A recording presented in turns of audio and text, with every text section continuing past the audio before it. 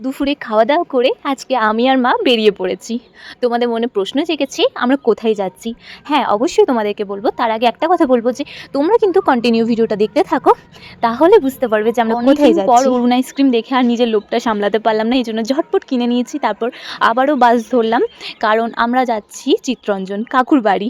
যেই কাকুটার বাড়িতে গৃহপ্রবেশের আমরা গেছিলাম।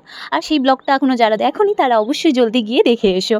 তারপর কাকুর বাড়ি পৌঁছে যাওয়ার পর আমরা চললাম এখন পিসিমণির বাড়ি। পিসিমণির বাড়ি গেছিলাম কারণ এই লাইনে আমাদের 4-4টে রিলেটিভসের বাড়ি। তো সবার বাড়িতে একটু হলেও তো দেখা করতেই হবে, যেহেতু আমরা অনেক দিন পর এসেছি।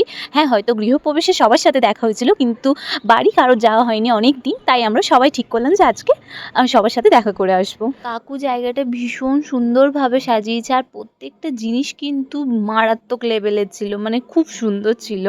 তো আজকের মতো ভিডিওটা এখানেই শেষ করছি। চলো, বাই।